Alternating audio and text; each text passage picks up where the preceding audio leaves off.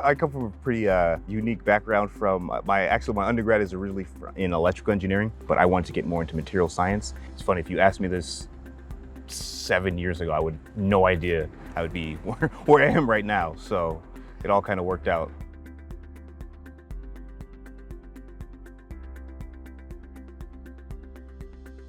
It's funny, I'm a Boston native and I've never been to this part of Kendall Square. I didn't even know they existed. I've never had the opportunity to actually go to the sites and see how the labs, how they actually function and work from top level to bottom level, from the scientific side to the program side. The opportunity to have owners and CEOs of these companies talk and give us their opinions on everything. There was a couple of labs that they gave us some lab coats to go in, and actually, I remember we were able to see an issue that happened real time, and then them try to work it out what was going on.